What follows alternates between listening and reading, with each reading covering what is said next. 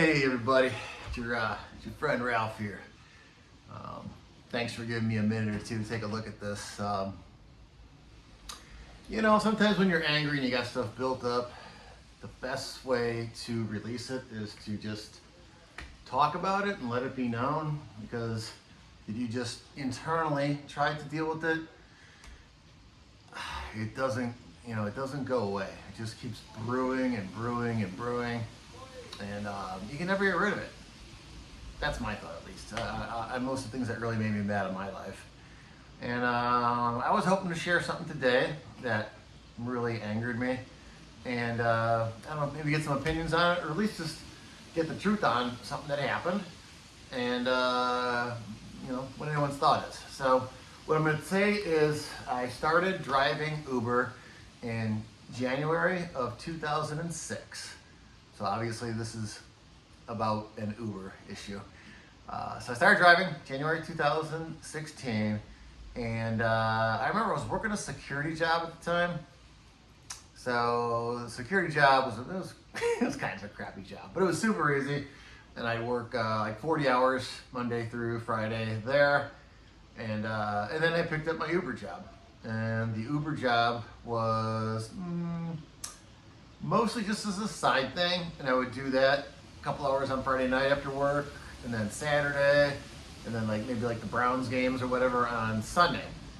And quickly what I was finding is I was making well more in 2 days, maybe 20 hours than I would doing security all week long. I'm like, wow. This is a pretty good gig, and you don't have a schedule. You go in whenever you want. You do whatever you want. The more you go in, the more money you make, and so heck, I just started working more and more Uber, and eventually I quit my job and just wanted to go full-time Uber, and it worked. It was great. 2016 was awesome. 2017 was awesome. And around 2018, things kind of really started to change with Uber, and they really started to, here's a pie, and they just took the same pie every ride, but they would just take more and more and more of the money on these rides. So if you have a ride, just for easy math, that was a customer would pay $10, just for easy math again. It's usually a lot more than that. It used to be 75 to 25, real easy. You would make $7.50 for doing the actual ride, using your car, using your vehicle, and Uber would get the kickback of $2.50 for them being the matchmaker between me and the person needing the ride, okay? Pretty fair deal. I mean, yeah, I couldn't complain. And on a bigger note, that could be a $100 ride, all right? $100 ride, like when the flats are closing down or after Indians game, you could do a $100 ride in 30 minutes. You make $75, they make $25. I mean, that's fantastic money. So that was great. I really, and even outside of just making easy money, I enjoyed it. I really enjoyed it. It was like a real therapeutic part of doing Uber, where it was like fun. Sorry Jen, but I would get in an argument with my ex-wife, and I'm like, man, I just got to get out of the house. But I don't have many friends anymore. I don't go to bars, so I would just be like, I'll just go drive Uber, I guess. And you know what? After a ride or two, I'm just talking to different people. Here's my tension. It was just such a natural, almost like exercise, just a natural way to get rid of my stress. It was unbelievable. I'm like, wow, this is therapeutic, and I'm getting paid for it. This is great. And I mean, you would meet these people, interesting stuff, like pilots from the airport.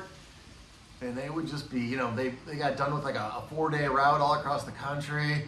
They bitch about the airplanes, like the Airbus 330 versus the Boeing 727 and tell you which one's better, which one's not. One of their sayings was, if it's not a Boeing, I ain't going. But then they said the new 737's got this computer stuff in them that pitches the nose down even when they're trying to pitch up, and those are what those 2 crashes were all about. Just interesting stuff. Also, they told me when the, just on a side note, they would tell you the best time to get a flight. The safest time to get a flight. And I thought this was very interesting. So, who would think whenever you book a flight, this flight might be more dangerous than this flight? You just think about the price, layovers, luggage, whatever, and that's about it. But he gave me some really good information. He said, you want the safest flight? Safest flight is going to be Monday through Friday, morning till about 6 p.m. Those are your absolute safest flights. Your most dangerous flights are going to be Friday night, Saturday night, Sunday night. Dark weather. And you might ask, okay, well, it's the same plane. They're all certified pilots. What's the difference? And I'll tell you what the difference is. And I never knew this. I find this so interesting. You might find it stupid, but I find it interesting. Why those are the safest flights is Monday through Friday, those hours are the most desired hours. The most desired hours are gotten by the pilots that have been there the longest. So when you fly those flights, you are getting the most experienced, dedicated pilots. Period. No doubt about it. When you're doing the late night flights over the weekend, you know, come back from Vegas at 1 in the morning, what have you, those are the rookies. Those are the guys that just got on with the airlines and they're trying to make their, their appearance to eventually get those better hours. But those are going to be your young guys that just got out, don't have a lot of experience. So I thought that was really interesting and it made sense. And also, it's way easier for the pilots to fly during the day than it is at night. And granted, what's the chance there's really going to be a problem? But there can be problems. And if there is a problem, they want to be in the daylight where they can see the blue skies above them, the clouds wherever they may be, and, the water and the country underneath them, the terrain. Where at night, like Kennedy did. He had vertigo. He didn't know. He got so twisted around in that plane at night, and he didn't know how to use his instruments correctly, which he never should have been flying that flight. But that could be a whole other video. You can get vertigo, and you don't know up from down anymore. And there's no plane to look at. There's no sunlight. There's no ground. It's just up, down, clouds. And he got lost in it. And anyone can get lost in it. It's called vertigo. And so planes are much more likely to crash during the nighttime if there's a problem than during the day. So, just to wrap that up, safest flights, Monday through Friday. During the day, you get an experienced pilot. Weekends, middle of the night, you're going to get the rookies. So, you make your decision from there. Oh, one more thing on the pilot thing. Also, the European pilots, nothing against Europe, versus the American pilots. The American pilots, majority, 60-70%, have been like in the Air Force, some type of armed services, where they've been physically flying the planes for years and years and years and years. While the European pilots, you're sitting in a classroom. This is at least how they explain to me. I could be wrong, but this is how they explain it to me. You very rarely actually even flown a plane. You're going to a classroom and you're sitting in front of a computer and you are learning all the computer stuff on how to fly that plane, how to fly the plane. And which is great because computers pretty much fly the planes anyway. However, if there is a problem, and the autopilot, boom, kicks off, and now they're flying, American pilots, okay, we've done this a million times. Pull up, no big deal. But the European pilots, they were like, holy moly. The computer's off. And all they learned was the computer. 90% of their training was on a computer and not actual physically flying a plane. And they don't know what to do when something goes wrong. And if you ever want to watch a video really stating what I'm saying, it's called the A330, the Titanic of the Skies, where these pilots were going from South America to France. We're driving a brand new A330 Airbus, which is top of the line, most computer, absolutely everything, beautiful. And they managed to crash that plane into the ocean. Perfectly good plane once the autopilot kicked off. And they just made a series of mistakes. It's tragic, but like they had no real experience on how to fly a plane when they had to fly it. And that's what happened. So it's sad, but if you want to watch that, watch that. But again, what I'm getting back to is all this stuff is my experience with Uber that I learned, and it was just so interesting. And like, it wasn't even like I was, working. It's just having these conversations. So therapeutic. Make another one real quick. Another real good one. I was driving with these people. I picked them up from the airport. The airport was my favorite place because I just love doing the airport. You're picking them up at a very safe place, and you're usually taking them like downtown. You got a lot of business people. Business people tip really good. You're like, hey, let me get this for you. Let me get this for you. You might want some waters here, some water. And, they're giving the tips on the company's credit cards. They didn't care. Give you $15. You want to go shopping? You want to go here? You want to go there? You want to get some? I can hook that up too. But they were great. I love doing the business people. I remember I picked up these two older, a lady and a gentleman. They're like basically elderly, probably about 80. And I picked them up at the airport. I'm like, okay, where are we going here? And it's all in there for you. It was the Cleveland Clinic. I said, okay. So, get on the highway, here we go. And, I kind of think my usual, I try to end up with like some open-ended questions. And if they would shut them down right away, then I knew they didn't want to talk. And if they would open up about it, I knew they wanted to talk. So I would be like, oh, hey, how are you? How's the weather where you're at? How's the weather here? You like the weather here? What are you doing in town? Do you need to go anywhere?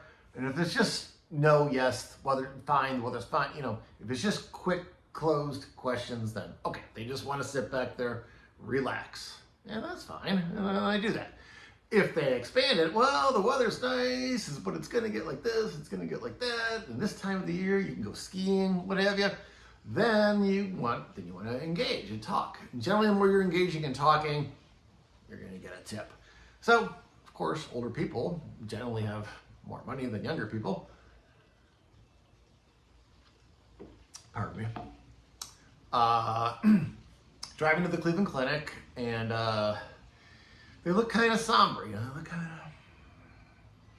of, what's everything okay, So, well, my wife, and she was barely speaking, is in the last stages of cancer, and she's getting her treatment at the Cleveland Clinic. Oh man, I'm sorry to hear that. Terribly sorry, and continue to talk about that. They didn't have any kids. He went on to tell me, and I guess, I don't know what he had, I can't remember, but he had something as well, some serious medical problems going on. And I just felt so terrible for him. And so I shared with them that, my own daughter has congenital heart disease, and that's that's a whole other video too. But that's tough, you know. It's really tough. And I shared that with them, and we shared political views. We almost had the same, political views. Sorry, but oops. And it was just a great, wonderful conversation with another human being, And he's at the end of his life, and his wife's at the end of his life. And the end of the ride, helped them. I get all their stuff out, and give stuff out. And she looked at me, and she was like this. I was like, oh my God. So I give her a hug, and the guy, I did one of these and like one of these. And they're like, well, we're just kind of giving our money away now since we don't really have anyone to give it to. We don't want to give it to the government. And she was like, okay. And they just hand me a $100 bill. And I'm like, wow, just wow, It almost brought me to tears. But, again, there's good in humanity. It's just something that made me think about that. Anywho, I guess what I'm getting to here is I did Uber for a long time, total of 5 years. And in that 5 years, I had one accident outside of Uber. It was nothing to do with Uber. And one misdemeanor. Again, nothing to do with Uber. If you know anything about Uber, you're on a 5-point scale. I was 4.7 out of 5, which is an incredibly good score. If you know anything about Uber, that's an incredibly good score. People love me. Most of them. Well, once in a while, you just get somebody in a bad mood, no matter what you're going to say to them. They had a crappy day at work, their boss yelled at them, their dog bit them, their wife humiliated them. I know that. Ex-wife. But anyway, that can happen. And no matter what you do, how nice you are to them, give them water, they're just going to rate you a 1 because they wanted to bet somebody bad. Boom. You can't do anything about that. Anywho, 5 years comes up, and every once in a while you get these, they will check your registration, they'll run, they will run your insurance, and then like every 2 years or so, they will do another background check on you. Okay? I thought, a misdemeanor, 1 accident, 5 years, that's not terrible, right? And I guess it was terrible, because even in spite of all the wonderful reviews I've had, in spite of being loyal to them, never giving them any problem, just revenue driven, giving them money, they didn't care. They just like, you have a criminal record now, and you are cut off. And I'm like, wow, a misdemeanor? And there's no appeals process. There's nothing about the dedication that you gave to them after all those years. Nothing. No consideration.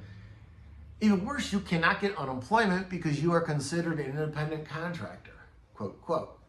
So you get no benefits, no retirement, no 401k. And you know that going in, and I was cool with that. But you can't even get unemployment if they unfairly, doing something that had nothing to do with your job, terminate you. You're just done. So you're used to making, Uber, depending on how hard I worked, easy week, $500, busting my ass, $1,200, $1,300. But whatever I wanted. If I had a lot of bills, I could get that $1,300, $1,400. If it was an easy week and my tenants paid, maybe $300, whatever I wanted to do. I could be lazy if I wanted to. I could choose. All that was gone. Just in a 1 minute of, we're going to do a background check on you, cut you off. No appeals process, no unemployment, nothing to think about. I have a family, I have children, I have a mortgage. This was my sole source of income. I dedicated myself to you for 5 years. Nothing. They don't think of anything. Just whatever agenda they had, and I still don't understand it because I made them a ton of money. But there's nothing. Just you've been permanently deactivated. That's it. So lots of things I could say from here. I could make this video for hours if I wanted to. I could give you so many great stories that I love to tell. My God, some were kind of rated R, but I won't go there. And you know, Lakewood, what do you say? Some are terrible, terrible, terrible stories. Just fist fights in my car, throw up, St. Patrick's Day fiasco. Whew. I mean, you name it, it happened in an Uber. It happened in an Uber. And I had a minivan. So it was a great experience. But anyway, that's my rant. I wanted to get it out because it's really been sitting in me and brewing for a while. Think about that when you take an Uber. If you have a bad experience with the company, remember, it's not the driver. It's not the driver. It's the corporation behind the driver, okay? So don't take it out on the driver. Give the driver a tip. He's not making that much money, trust me. And even when you get your money, you still have to pay tax on that money. You still have to fill up your gas tank. You still have to do oil changes. You still have to put brakes on. You have to put new exhaust on. Anything that goes along with the price of a car, he's putting on it. And he's not making that much money. It's not that 75, 25% I was telling you about anymore. It's not even close. And that was really hurtful towards the end too. But anyway, I'm terminated, just doing kind of odds and end jobs. I wanted to get that Uber issue kind of off my back. Just let the people know about it. And if anyone has any ideas, if they want to hear some of my stories over the 5 years, there's bunches of them. I can tell some pretty funny stuff. And, you know, I think you'd enjoy it. And some really good stories about humanity, too. When you kind of lose faith in humanity, and then you'll meet somebody that's like, wow, that person was just great. You know, what a good person. So, yeah, please let me know. Subscribe and like, ring the bell, ding. And, you know, hopefully every couple weeks I'll come back here and give some updates and go from there. So it's a beautiful day in Lakewood, Ohio. And go out there and say hi to your family. And always remember, you are important and somebody loves you. Okay? Take care. Have a great weekend. Bye.